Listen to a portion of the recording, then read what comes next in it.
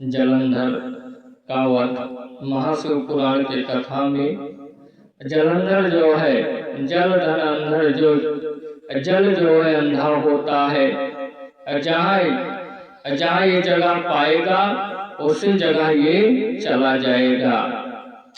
इसीलिए कहते हैं व्यास जी बोले, तात इसके पश्चात युद्ध में क्या हुआ।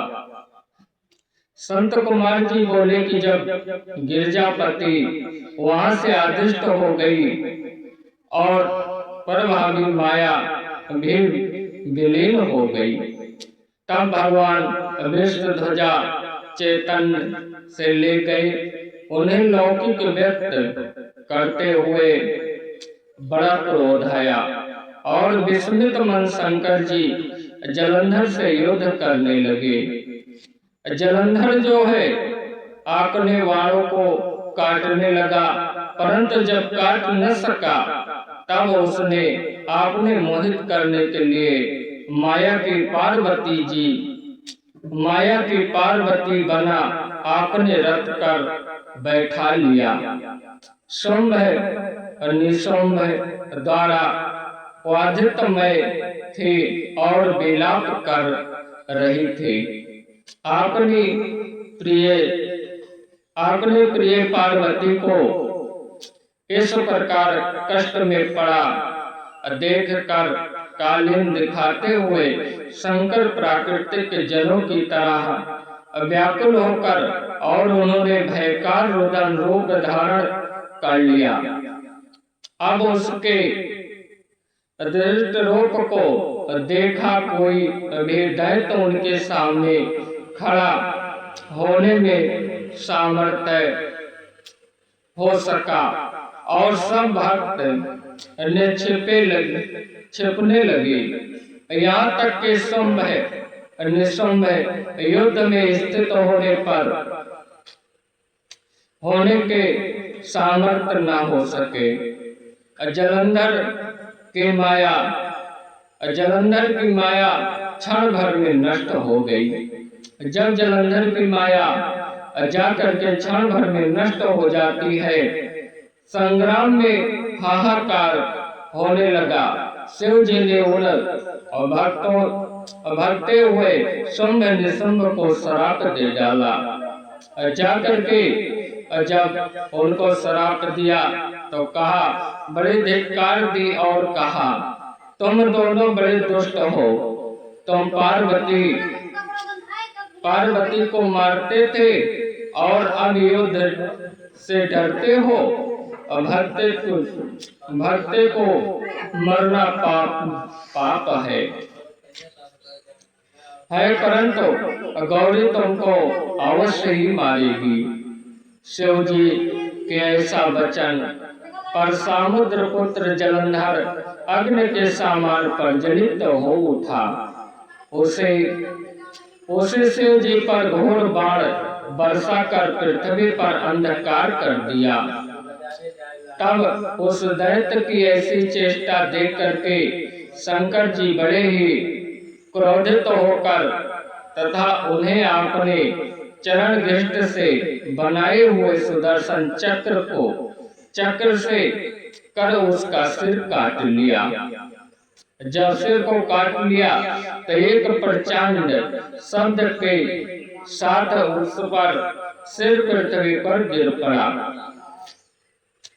आजन्म पार्वती के समान उसके शरीर के खंड हो गई। उसके रुधिर से संग्राम भूमि व्याप्त होने लग गई। शिव जी से उनका रक्त का मांस मारित में जाकर के रक्त का कुंड हो गया तथा उसे शरीर का तेज शंकर जी के शरीर प्रवेश कर गया। जलंधर को देखा देवता गंधर्व और सर्प कादिष्ट हो गए।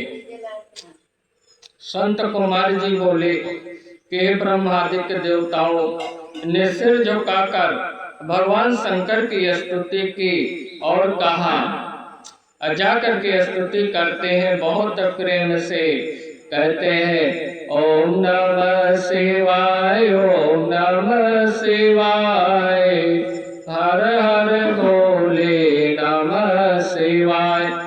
हे भोले बाबा, आकर के तुम जो है प्रसन्न होइए और सबकी विनती को सुनिए। प्रभु आप प्राकृतिक पर ब्रह्म परमेश्वर है। शंकर जी हम ब्रह्मादिक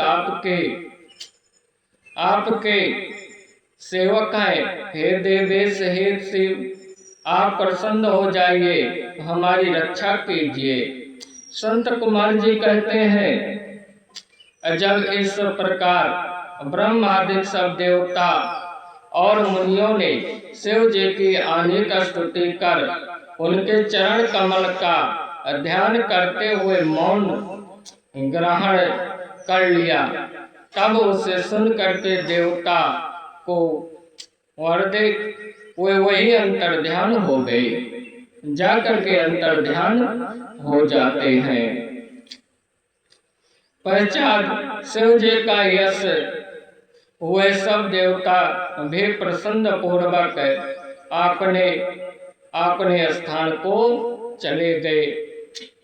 व्यास जी बोले कि ब्रह्मा जी के पुत्र बंदन को मोहित कर विजित जी ने क्या किया और फिर वे कहाँ गए।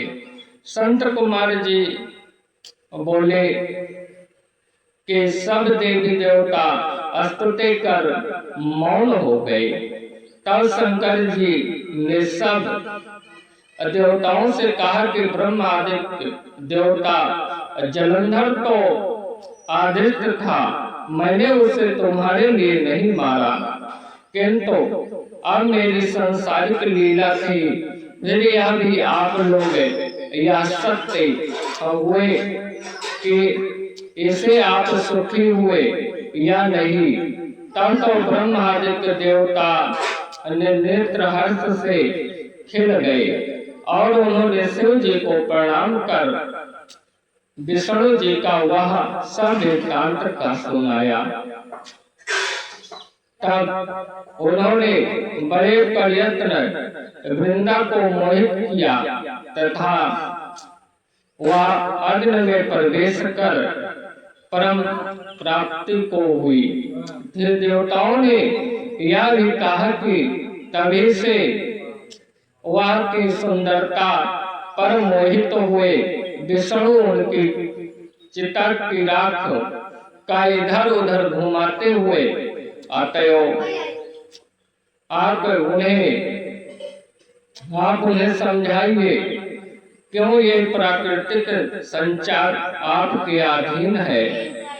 देवताओं से यह वृत्तांत सुनकर शंकर जी ने उन्हें आपने दोषित माया समझाई कि कहा कि यह सारा जगत उसी के अधीन है।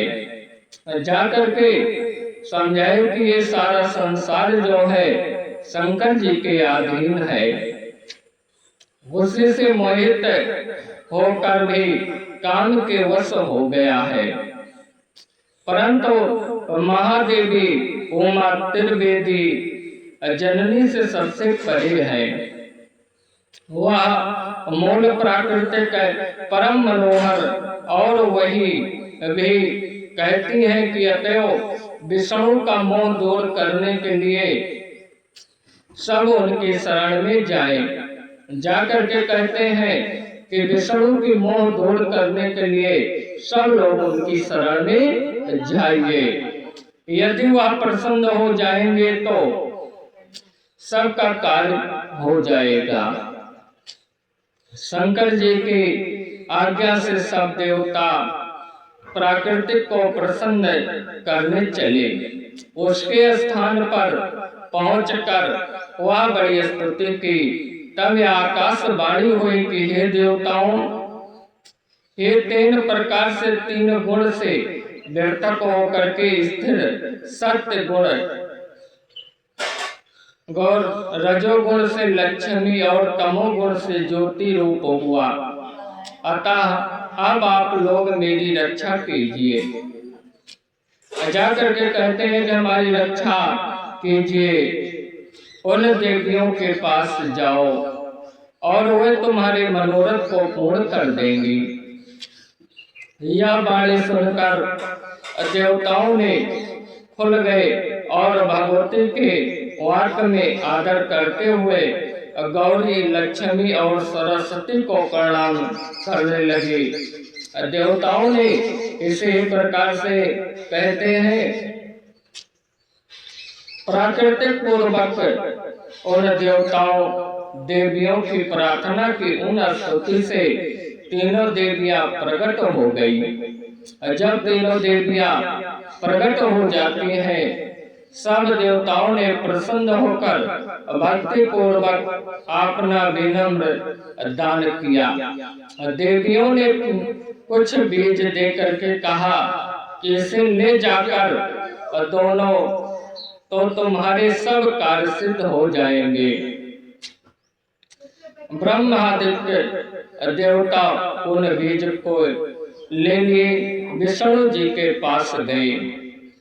वृंदा की चिंता भूमि में डाल दिया। उससे धरती, मालती और तुलसी प्रकट हुई। जाकर के उस बीज से जो है धरती पर मालती और तुलसी का वृक्ष प्रकट हुआ। वेदृत के बीज से छत्री, लक्ष्मी के बीज से मालती और गौरी के बीज से तुलसी प्रकट हुई। विष्णु जी ने त्यों ही उन स्त्री रूप वाली वनस्पतियों का देखा कि ये उठ बैठे। काम शक्ति चित्र से मोहित होकर उनसे याचना करने लगे। तुलसी जी से जाकर के याचना करना चालू किए। धरती और तुलसी ने उनसे प्रीत की। विष्णु जी का सारा दुख भूल देवताओं ने नामकृत हो अपने लोक वैकुंठ में चले गए। जाकर के अपने लोक वैकुंठ में चले जाते हैं और जाकर के कहते हैं, संत कुमार जी बोले,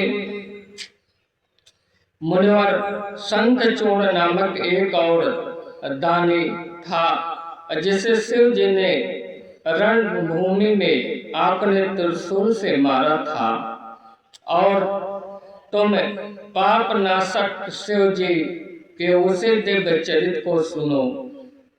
विध्वंस के विधाता के पुत्र मारीच और उनके पुत्र कश्यप थे। कश्यप बड़े धर्मात्मा, सृष्टिकर्ता और ब्रह्मा जी की आज्ञा को मानने वाले थे। दक्ष जी प्रसन्न होकर उनको अपनी 13 कन्याएं ब्याह दी थी।